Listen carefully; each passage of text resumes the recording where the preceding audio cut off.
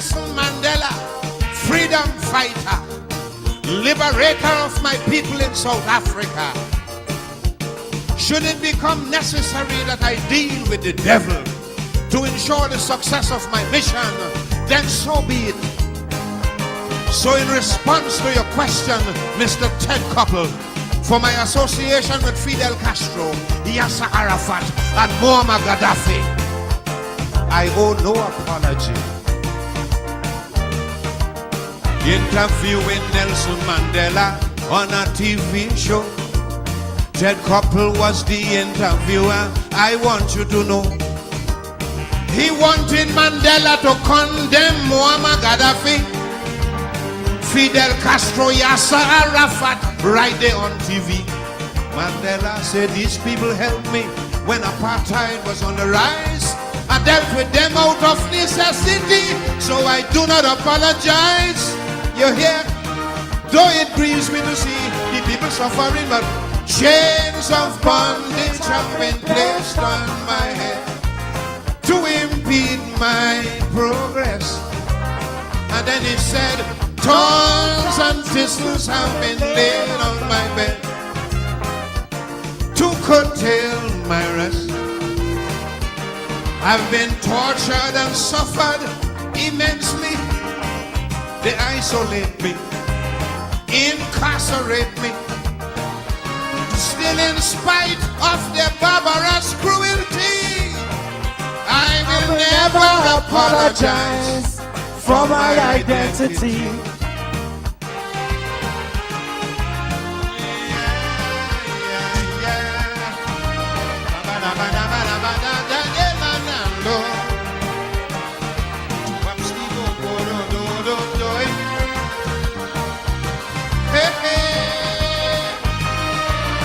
And then he said, no apology for my collar, it is part of me. I'm wearing it bravely with honor, pride and dignity. How can I say sorry for a birthright made proud by my forefathers? A skin that blends with the darkness of night, yet distinguishes me from others. There were times I know because of it, tears of sorrow had filled my eyes. But the Lord made me free in spirit, and I do not apologize. You hear? You scratch your head and continue explaining that chains of bondage have been placed on my head to impede my progress. And then he said, thorns and thistles have been laid on my bed to curtail my rest. They subject me to gross inhumanity, brutality, hostility. But no matter how rough their tactics be, I will never apologize for my identity. Tell them,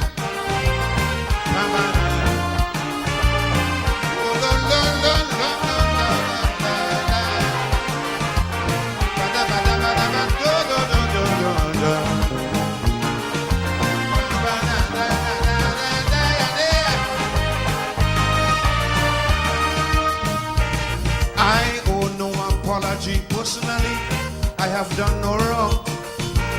And what I have endured physically have made me more strong. How can I be ashamed of a mind that refuses to be twisted? A heart as warm as the morning sunshine, a character so gifted with these trials and tribulations. I am fulfilling destiny in my quest for emancipation. I owe no apology. You hear? Sit down there and feel this joke I'm making, but chains of bondage have been placed on my head to impede my progress. And then the man said, thorns and thistles have been laid on my bed to curtail my rest.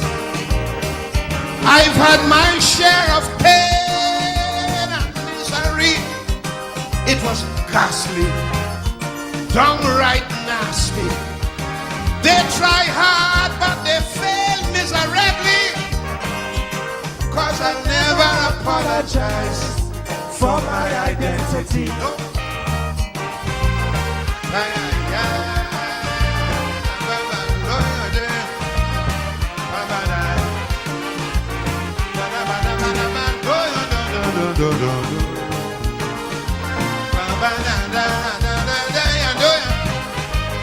The last thing he said, no apology for my culture. Lord, it suits me fine. The folklore of all my ancestors makes me feel sublime. I am not repentant of a music that expresses how I feel. These sweet melodies come from deep in my soul, enriching all my ideals. He said the rhythm does give me courage, and the lyrics does make me wise. So in spite of all the advantage, I do not apologize. You hear? Though it grieves me to see the people suffering, but chains of bondage have been placed on my head to impede my progress. Thorns and thistles have been laid on my bed to curtail my rest. Their exercises were in futility. That's when they jam me with heavy psychotherapy. But they surrendered while I'm shouting victory, 'cause I'll never apologize. He said, I am Nelson Mandela, freedom fighter, liberator of my people in South Africa.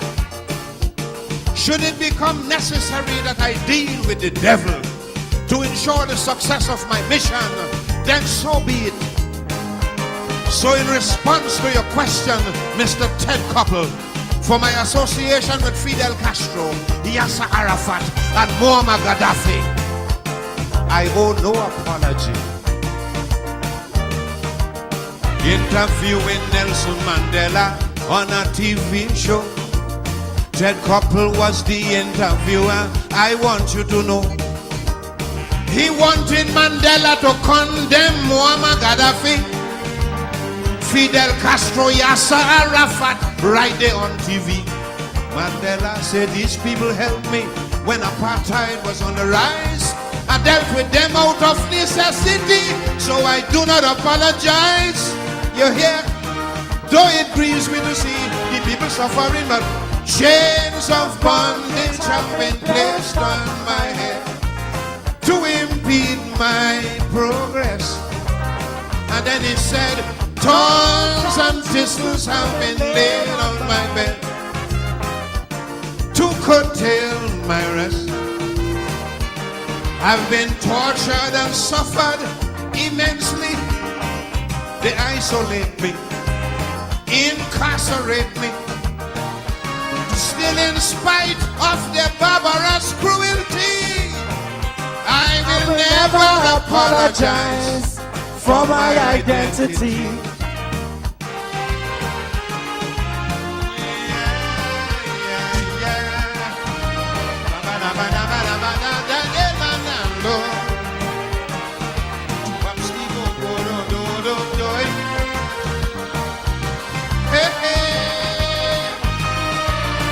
And then he said, no apology for my color. It is part of me. I'm wearing it bravely with honor, pride and dignity. How can I say sorry for a birthright made proud by my forefathers? A skin that blends with the darkest of night, yet distinguishes me from others. There were times I know because of it, tears of sorrow had filled my eyes. But the Lord made me free in spirit, and I do not apologize. You hear? You scratch your head and continue explaining that chains of bondage have been placed on my head to impede my progress. And then he said, thorns and thistles have been laid on my bed to curtail my rest. They subject me to gross inhumanity, brutality, hostility. But no matter how rough their fanatics be. I will never Apologize for my identity. tell them.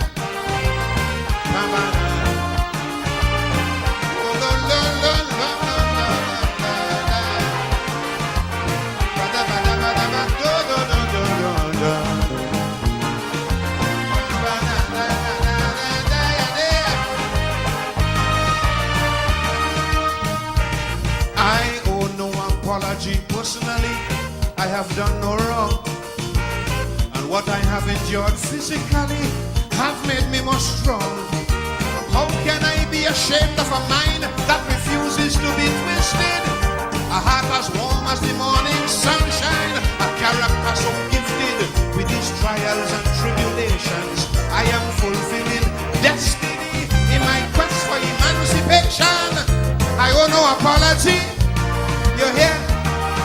Sit down there and feel it's joke I'm making, but chains of bondage have been placed on my head to impede my progress.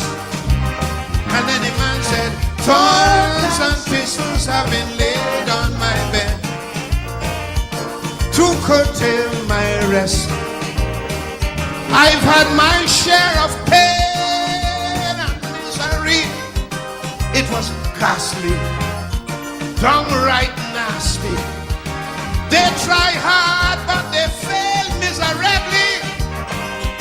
Cause I'll never apologize For my identity. no.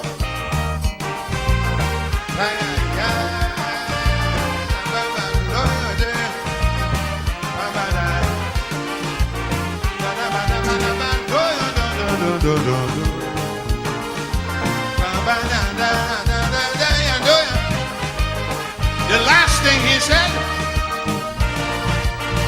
no apology for my culture.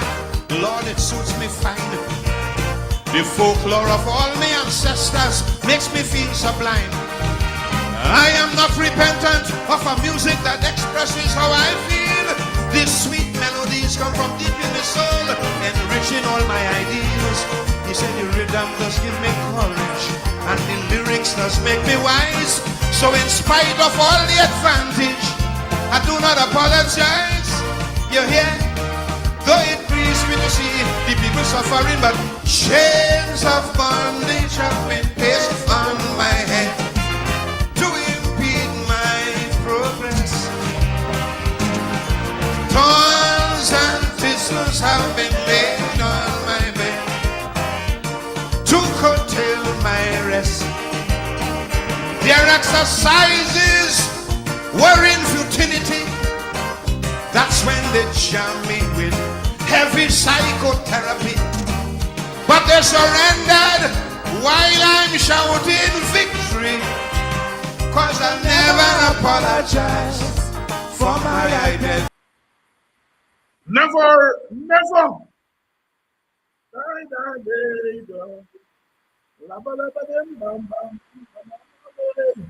Never.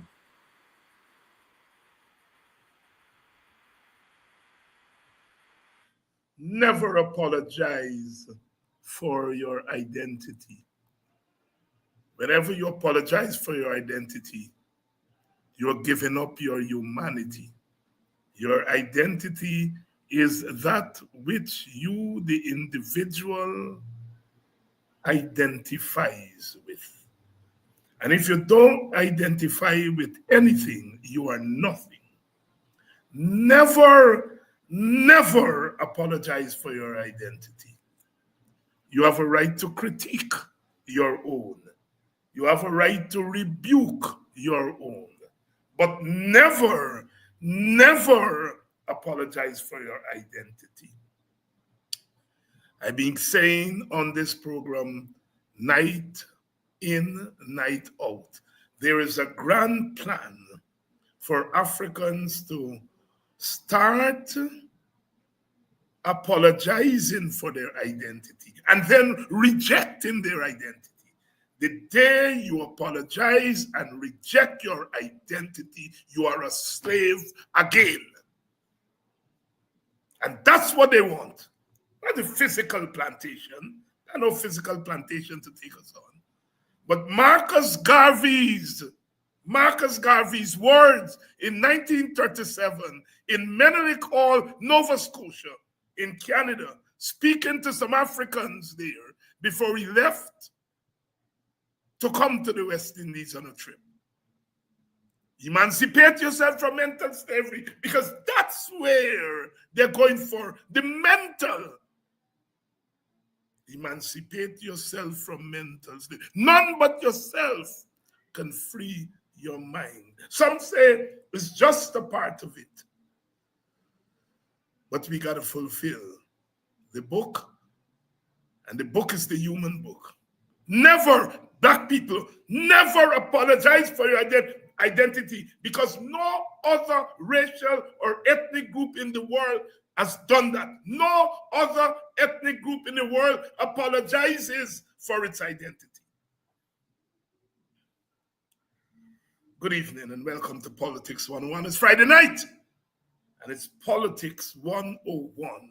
The Mighty Sparrow, the perfect Calypso, taking an interview with Nelson Mandela and Ted Koppel 35 years ago. It was 1990. Nelson Mandela had just come out of prison and had come to the United States for the first time.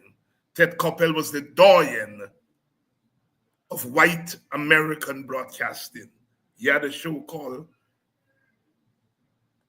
Night, and I think it's Nightline, I think. And I remember stately African sitting across. Mr. Mandela, will you take the opportunity to condemn Fidel Castro and Muammar Gaddafi? And Mandela sat up like an African king that he was. Mr. Koppel, you do not tell me who I must associate with. And the rest is history. And as the Calypsonian is wont to do, is to take that interview and turn it into poetry and song. I remember the next day going on campus, predominantly black university, the University of District of Columbia, UDC, and nobody said anything. We just watched each other with our chest out, because this is 35 years ago. Here's a black man talking back to a white man, talking back. We had heard about Malcolm X and Stokely Carmichael talking back in the 60s. But here was Mandela talking back. You know the problem they have with people like me and Ogunseye and Vincent Alexander and some of us? You know the problem? We talk back to them. They take for granted we talk back to them, because the overlords of Guyana feel that you must not talk. They must holler you, bark on you, and you shut up. We talk back. It's part of the African tradition. When you all surrender the right to talk back, you surrender your right to be free human beings. Mandela was expressing African self-determination. We determine who we speak to, who our friends are. Bob Marley has said it in another way. We are what we are, and that's the way it's going to be. That's talking back to the powers that be. Self-determination, independence. Thorns and thistles have been placed on my head, articulating African suffering and saying that suffering was meant to wipe out our identity, wipe out our humanity. He's taking it away from Nelson Mandela and say, my suffering represents the greatest suffering of African people. And of course, making some equation there with Christ, with the thorns of thistles on my head. And that is why They don't want us to talk about suffering. Because when we talk about suffering, we ain't complaining. We talk about suffering. We remind them it's historical memory. You're reminding them that you are not going to do that to us again, whether you're white, black, brown, pink, or blue. That is why they don't want us to talk about slavery. They don't want us to talk. Because it's them we just get the passion from, the memory of suffering. I will never apologize for my identity. Never. Your identity is all you have. All you have. Walter Rodney said, if you use my race to dehumanize me, I'm going to use my race to humanize myself. You introduce race, Mr. Racist. You pass a judgment on this color. All right? But I'm going to use this color and the experience, the thorns and the thistles of that judgment.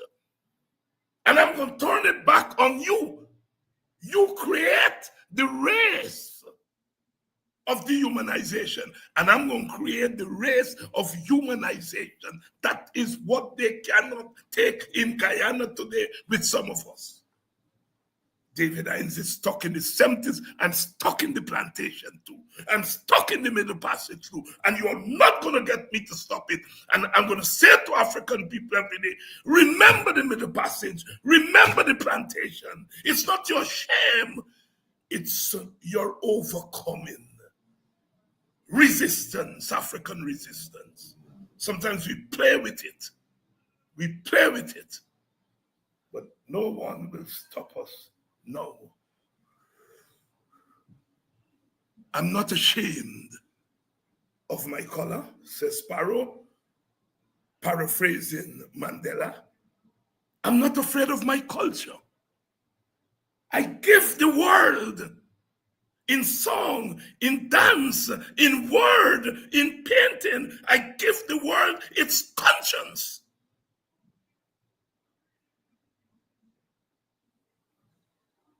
Black beauty. When we say black is beautiful, we're not just talking about physical beauty.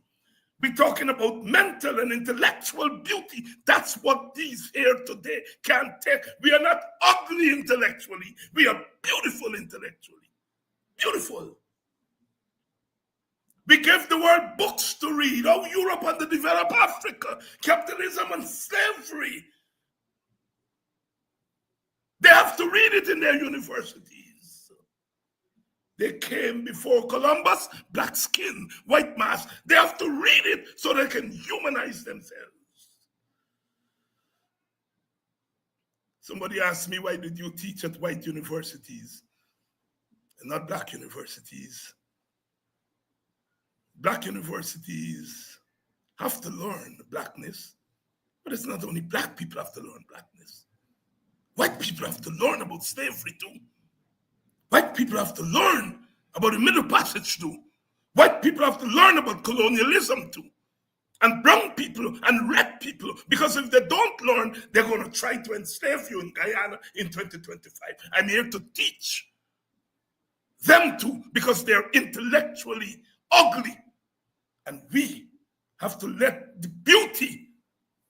David rather ask, must the beast always overcome the beauty? No, David, no.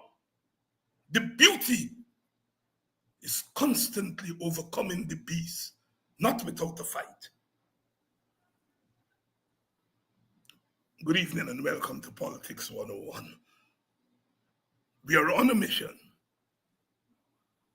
because they're taking the partial part of the result of the September 1st election.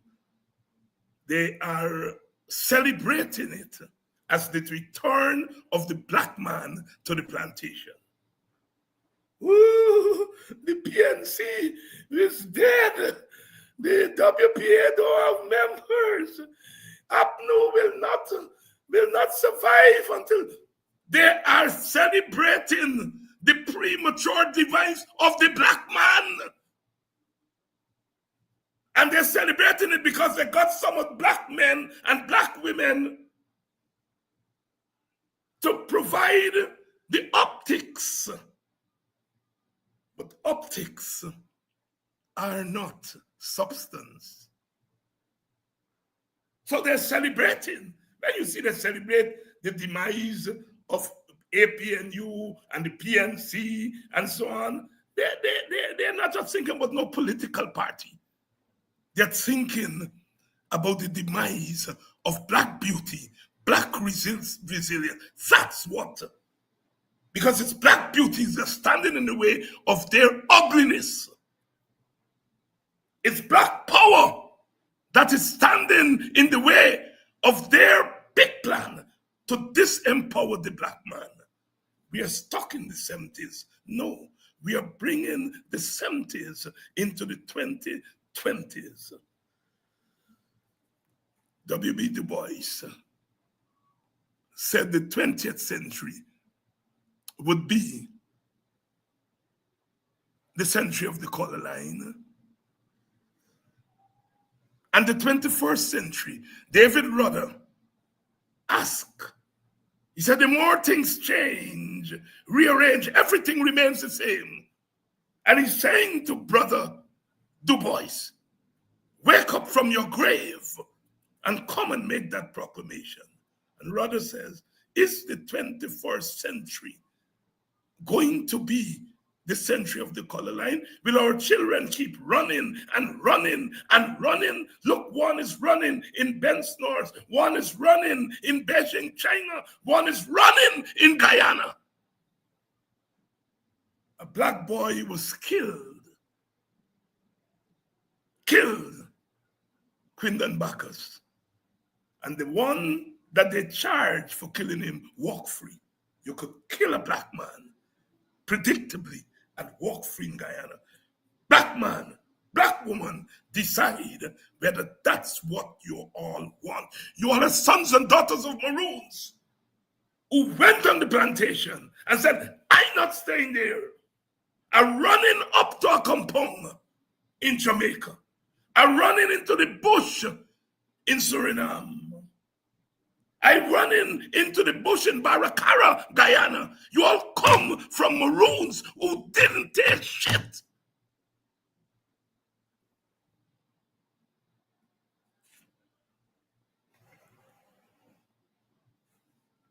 No, never apologize for your identity. Brother Tacuma Ogunseye, good evening. Hi, good evening, Dr. Hines, and welcome to your viewers.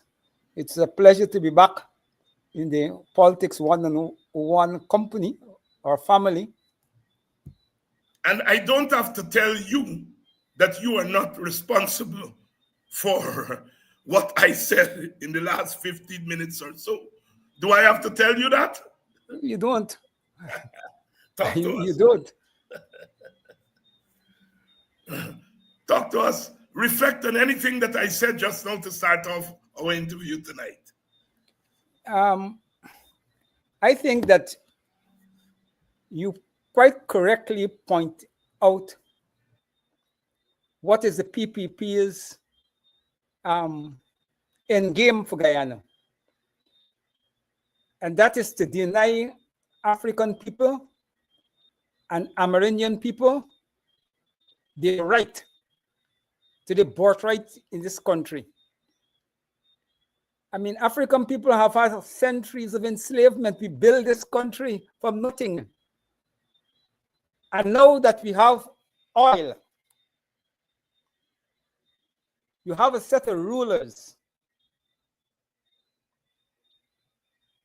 who have rejected socialism, have rejected any egalitarian economic model.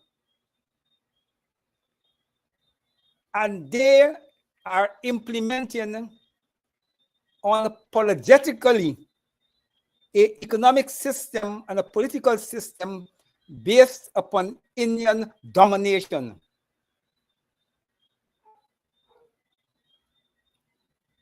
It's a simple matter. For me, if any politician, regardless of the political party you belong to, who is conscious of the history of this country, and who is conscious of the fact that we work for hundreds of years without a cent, and that economic deprivation influence our economic and social condition today. And now that we have oil, any set of politicians, whether in the PPP, the APM, you are wherever you are, and you reject the principle that the oil wealth must be used to correct historical injustices among the people of this country. And the major priority has to be Africans and Amerindians, given the reality of the Guyana situation, economy, and governance. And when a set of rulers reject that as a starting point, and then they go to United Nations, and they said to that international body that African condition in Guyana is a consequence of our ancestors making bad decisions to plant provisions instead of planting rice. No, they're flying in the face of established history, but they're doing it because they're contemptuous of us. And in a big way, we are responsible for it because we should have them running a long time ago. Either you fix the problem or we run you out the place. And I will argue that African politics has to be a politics that recognizes the injustices that colonialism has done to all the ethnic groups in this country. And the African politics must see it as a necessity for us to remodel the country, both economically and politically, so that justice could be given to all our people. And any set of politicians who can't commit to that, we will run them out of the place. And the PPP leadership is long overdue to be run out of this place. And to the extent that they haven't been run out of the place is the extent of the African community willingness to tolerate their domination and their oppression. So you're quite correct. That is their line of march. But the challenge that we have is to deal with it and to put a timetable on it. You have to put in struggle. You have to change will always come. There is no doubt in my mind that the way Africans vote, by the time the local government elections, by the time 2030, they will vote differently. But that is not the issue. The issue is having voted the way they voted, having created the economic, social, and political conditions which will drive certain economic and political and social forces, is whether by the time you reach 2030 and we vote differently, whether we could correct the damage that we have created by the way we vote 5 years ago. You see, that is a real challenge. I have no doubt that our people will learn their political mistake and correct their political behavior. But I'm not certain that come 2030, when we correct our political mistake in terms of the way we vote, whether we will have enough strength to undo the powerful social and economic forces that we allow to dominate by the way we vote in the last elections. That is my real concern. Real concern, the Tacuma Ogunseye. You all hear it? He's saying we can always correct our voting behavior the next election. We can always rebuild the party groups. We can always get a new presidential candidate and all of those things that people are saying that we have to do. We can do all of that. But the thing is, the outcome of our vote at this election would have done damage that may be irreparable in the short term. That is the challenge we face, and that is what Brother Ogunseye is saying here. And that is what the PPP don't want you to hear.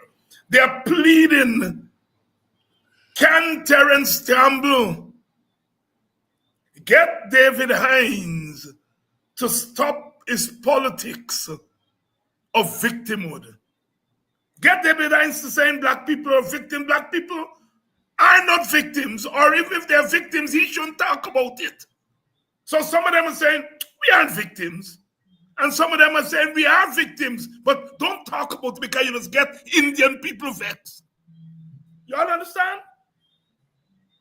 If you get knocked, and you say, oh my God, you knocked me, you mustn't allow it because you go offend your neighbor. That's what they're telling us. And some of our politicians are dancing to that tune, not because they believe it, but because they have accepted the status quo and say if you're going to win elections, you can't offend Indian people.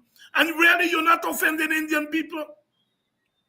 Because when you talk to Indian people, they have a great understanding of black people issue. And sometimes Indian people speak out more about black people issue than black people. Dr. Hinds, you have to stop this thing and you have to tell black people they must become capitalists. They must take chance. Well, I am not going to tell black people take chance pushing drugs. What's the thing? Smuggling gold. That's a chance they want. Smuggling dope. That's what they want me. You check the capitalists in Guyana. And you see how these capitalists in Guyana make their money. You all hear they arguing? Who gonna sing like a canary? And who gonna settle to Miami? They're the capitalists. And if you check how they make their money, as I say, capitalism say you must take chance. They're taking chance. Is smuggling, gold, robbing the government with the collusion of the government. And they want me to tell black people that's what you must do. And every time a little black boy or girl take a chance, walk with them. Jail. No bail. Brother Tacuma Ogunseye, your thoughts on black capitalism? You have put it very excellently. Capitalism, black people really can be capitalists. And I don't really want to go into a deep ideological discussion on capitalism per se. But I don't know, given the condition of black people economically, given the economic structure of this economy, given the economic structure of the world, I don't know where is the space for the development of black capitalism. By the time black capitalism begin to creep, we don't get dominate. We don't go into a new form of enslavement. So the question of capitalism is neither here nor there. There is no black capitalism to solve the problems of black people. And if we restrict the discussion to Guyana, where is the capital in Guyana that will drive African capitalism and make it competitive with Indian capitalism, Portuguese capitalism, and Europeans and external capital? Where is it? They're fooling Africans and Amerindians that we have a chance in that model. So there's no, we would be very stupid if we were to embrace African capitalism, whatever that means, as the way to liberate our people and the way to unite our races. we will be very stupid because it will not work. And you're seeing what Chinese capitalism is doing to Indian capitalism. And you're going to see what European capitalism going to do to the Portuguese and the Indian capitalism when the Europeans begin to bring ship more and more capital to Guyana as the economy advance.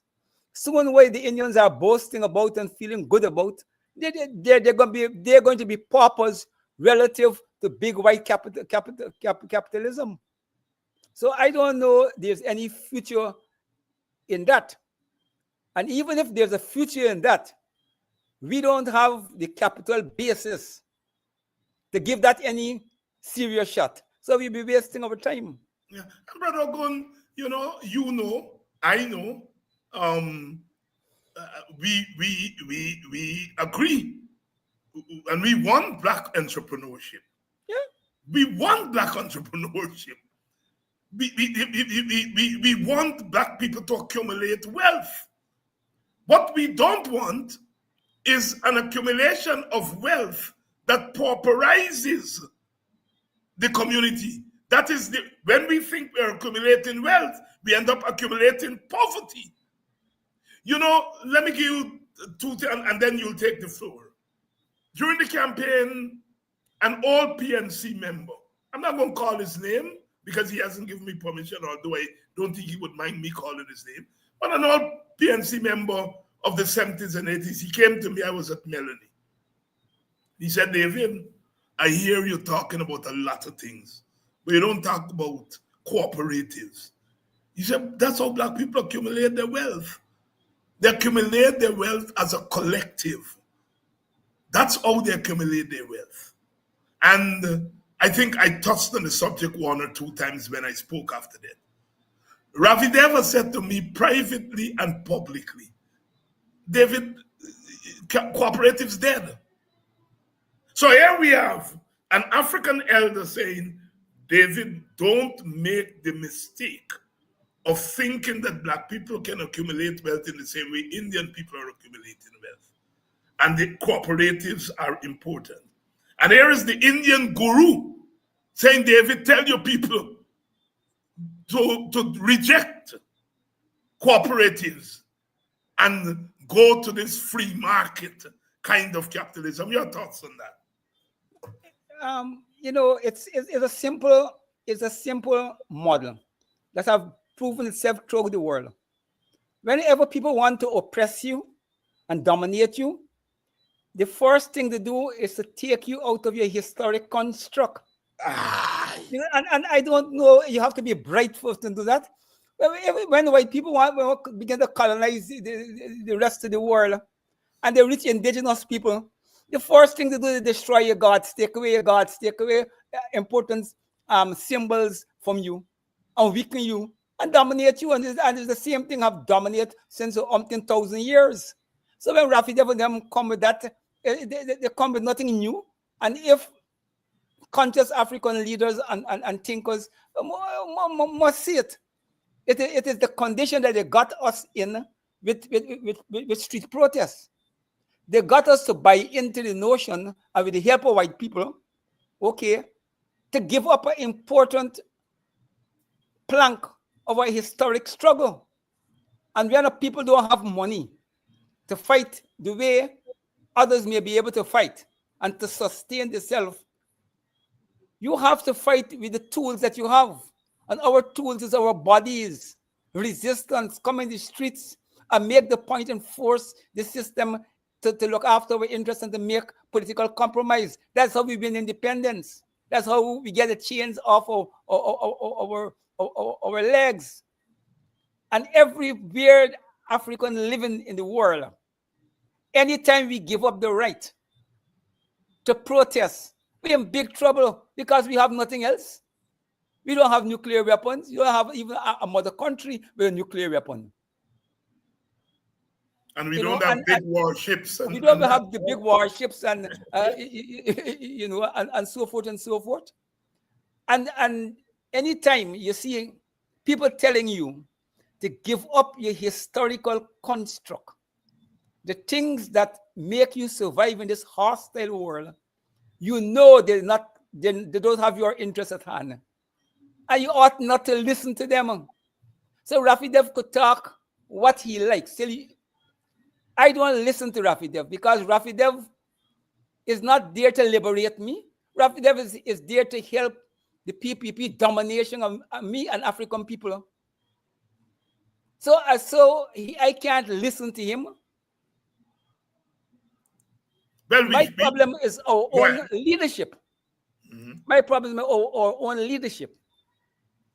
You know, one would have thought that after all of this enlightenment and modernization and access to the computer and the internet, and the world have become a very small place, that African political leaders will be more enlightened on the question of race and the defense of African interests.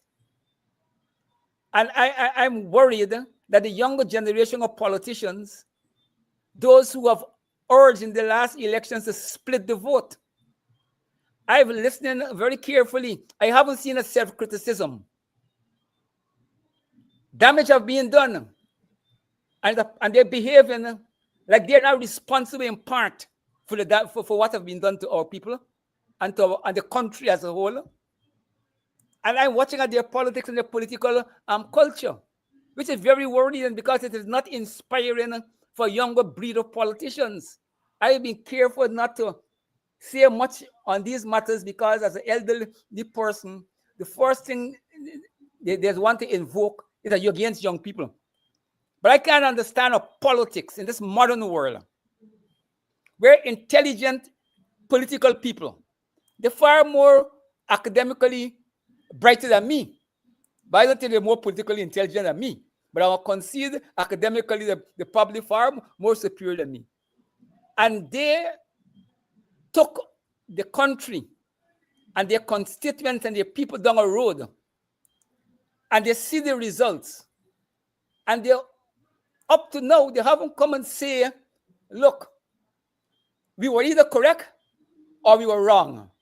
We made a misjudgment. They're not helping in the solution. They're behaving like overlords. That they could do what the hell they like to black people in Guyana and behave like if they have done nothing and look to blame everybody else except themselves. And that is my real concern. No self-criticism. And I keep asking myself, given the condition that our people demonstrated in these elections, if you didn't for the last 4 years doing what you have been doing, what would have been the result of the last elections? If all of the work we do, sensitizing African people about PPP domination and Indian domination, and large numbers of them behave the way they behave. Imagine if we didn't do that work for the last 5 years. I keep asking myself, what would have been the situation of our people? And I think we have to continue the work. I know it's going to be troubling because we have to deal with this question about electoral parties and electoral politics as of against community politics. And in Guyana, the party politics have been so pervasive and dominant that it leaves little space for community politics. So when the party gets it wrong, the community suffers 100% because the community have no tradition of self-defense. And I think going forward, as we will be tied to continue the electoral engagement, we have to equally spend time in building up community politics and African resistant politics, because at the end of the day, if we go into the elections without a heightened African resistance, you don't know the answer. We don't know the answer, Brother Tacuma Ogunseye, co-leader of the Working People's Alliance, talking about doing the kind of community work, as you would notice there on the screen, Politics 101, sponsoring a course, Introduction to Pan-Africanism, introduction to Pan-Africanism there, and you can enroll in that course. It started last week, but people can still enroll in the course. So, Introduction to Pan-Africanism, geared at dealing with the popular education, preparing the young people. Guyana always tell us, said one of the problems with our politics is that we have politicians who don't understand politics. And not really politics in a narrow sense. They understand that. They understand politics as elections. What they don't understand is politics as power, and how power can destroy a group, a community, an ethnic group, a racial group, etc., etc.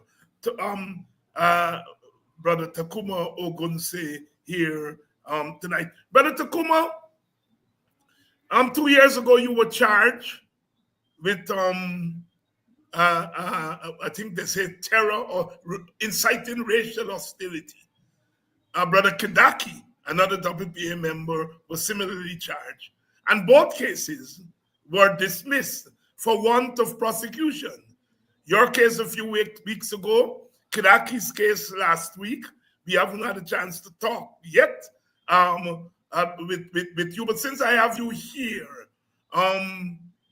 reflect on that against the backdrop of how this government has used the police to make people uncomfortable, because clearly there was no case, as the magistrate said, in your case.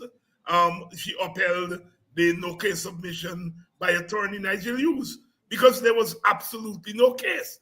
And I have no doubt in my mind that the Attorney General and the PPP leaders knew there was no case, but they just wanted to make you an example to African people, that if opposition people and African people, if you dare respond, this is what we're going to do to you.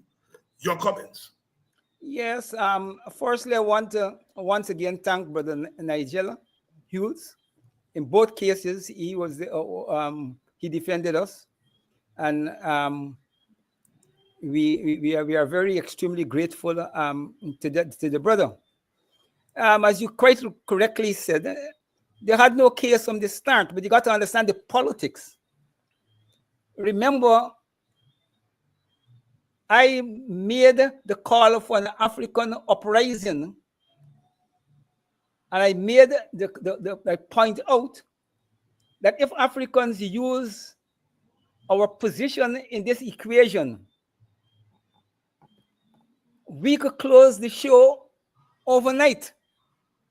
And it drove fear in the PPP, because they suddenly realized that after they were beating us down and boasting how they got us dominated, when I point to them that at the end of the day, is our brothers and sisters are in uniform. And as political people, they understood what I meant. And they decided, and they panic. And they decided that Ogunseye has to be put to his place. But more importantly, we have to send a message to the African community and the wider Guyanese community that we got power and we could use the police, okay, to do what we like. And of course, they could do that. They charge you. You know, they do what they like, and they charge you. But they knew that they were highly likely to win the case in court, and they didn't too care about winning the case in court, in my judgment, because they would have had to corrupt the magistrate. And when you have such a weak case, it puts into the magistrate or the judge under a lot of pressure, because their professionalism, comes into play. And no learned judge or magistrate would want to convict a person on shabby evidence, because these are things that come back to haunt you in your profession. So the government whole intention is a continuation of how the rule of place. The PPPs and Jagdeo method of governance in Guyana is to use the coercive institutions of the state to drive fear in the political opposition and to make every simple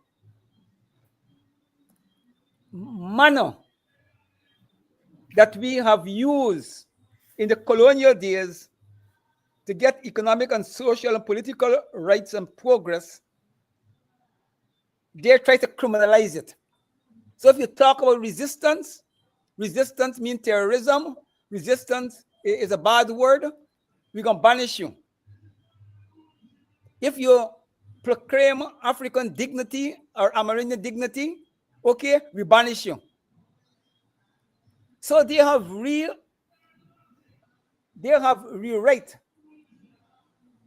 the political language of the country to suit themselves, and to a great extent the opposition play to that language. When they tell me no street protests, the answer is that we do street protests. They say you stick in the 70s, and probably I stick in the 70s. I'm glad if me stick in the 70s, I would have got the whole place upside down. I really want to return to the 70s, the politics of the 70s. See, people talk and they talk and they talk and they talk and they talk, and they ain't thinking. Guyana need a return to the politics of the 70s. Brother Tacuma Ogunseye here tonight. We are stuck in the 70s. They fear that the politics of the 70s is unleashed on them in Guyana. In the 70s, they were running and ducking for cover like cowards. Those who were around at that time, minus Moses Nagamoto and a few others. But these now, they weren't even born. And if they were born, they had no sense of the 70s. What do they know of the 70s? Who only the 70s know? To paraphrase C.L.R. James. Brother Ogunseye,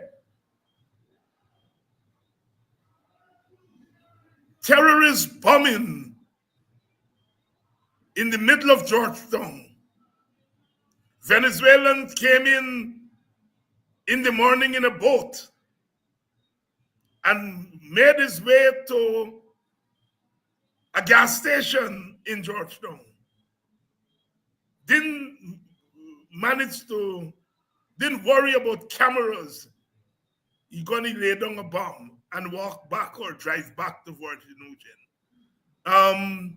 Sparrow said, in Dan is the man in the van. That if I was bright, I would be a damn fool. Are they making us damn fools here with the story about this bomber from Venezuela?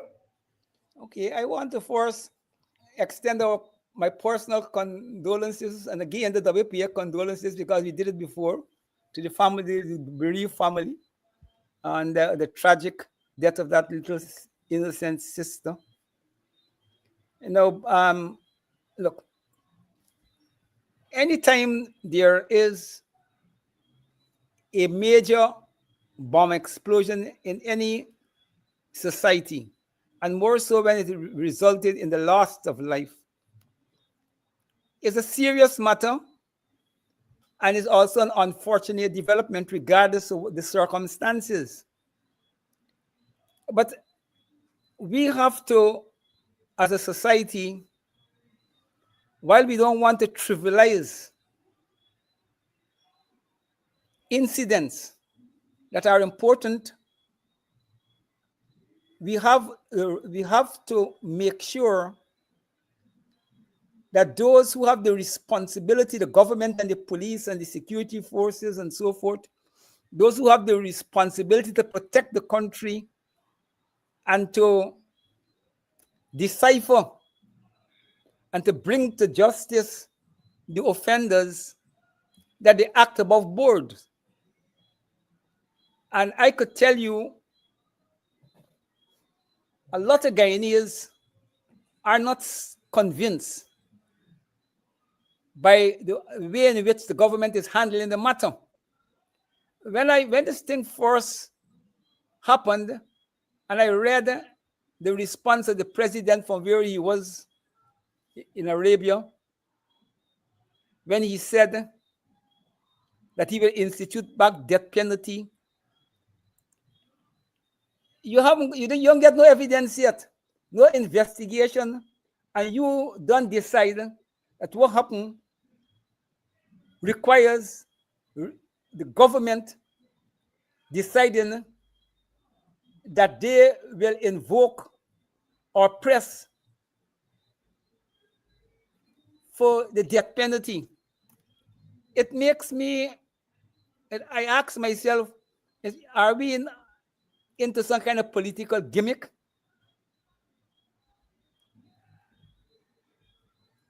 The story that they're telling us, is it the real story? And last night, yourself and Comrade London interrogate the matter. And I don't want to add much, but I agree with all the observation you all made on that program, and people have made in the press on this matter. I can't see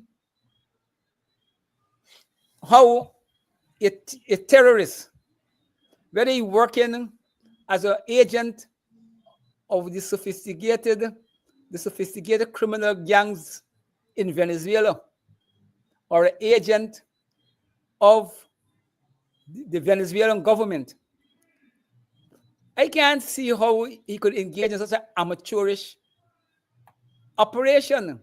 The man didn't even wear a dark shade, a little cap to pull on his face. It's like a man going to do something willfully wanting to be arrested. The only thing that impressed me is that the explosive, the bomb, was a credible bomb in terms of from what we heard in terms of the explosion. So the device seems to have had some level of professionalism in it. But everything else raises more questions than answers. And I'm concerned that they said very early the man confessed, and the speed to which the man confessed must have provided them some insight into motive. And I was looking through the papers and I listened to when the people passed through the courts, but there's no mention of motive. And in a situation like that, given everything that's happening in Guyana and the region and Guyana and Venezuela, motive become important in order for you to evaluate, okay, what is possibly facing the country going forward. And we have heard nothing about motive. So, like most Guyanese, I am a bit skeptical, but I'm hard pressed in light of the fact that the child died, in light of the fact that we have had previous explosions before the elections, that we see a pattern. Nobody have been arrested for those previous bombing. And what we see is the bombs relatively to the 3 incidents, this bomb seems to be more potent than the previous bombs. So as a citizen, I have a deep interest in trying to understand what is it we up against. And I don't want to, I know when you're caught in geopolitical engagement that we are, and these big powers are involved, they have the various agencies that could design all kinds of things to look however they want to look. So you have to be careful that you read the situation correctly.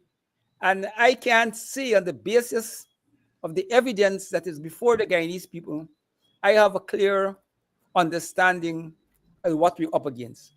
And I'm Brother, not convinced the government is coming straight with the Guyanese people. Brother Tacuma Ogunseye here tonight on a Friday night. Brother Tacuma, I made a promise to Brother Sherrod Duncan that I will not bite into a lot of his time, as I usually do. But I have to give you an opportunity to speak to any issue that you wish to speak to that I have not asked you to. Okay, I want to deal with this Mohammed story. Now that the Americans have asked for the extradition, but not that so much, is the PPP's response and behavior to Mohammed and how the population is interpreting it. I think that everybody is saying that the PPP is afraid of Mohammed. That is why they don't want him to go in parliament as opposition leader. And that is why they're anxious to get him out of the way. I don't buy into that, very frankly. I mean, and this is a hard political, and I don't see the PPP see Mohammed as any electoral threat. Mohammed's best threat to the PPP was in these elections, and he proved not to be able to get Indian votes. And if potentially Win Party and Mohammed is to be a political threat, it's 5 years down the line. And PPP have a lot of time to deal with that threat. So I don't believe that PPP attitude to Mohammed is driven by any political fear of Mohammed.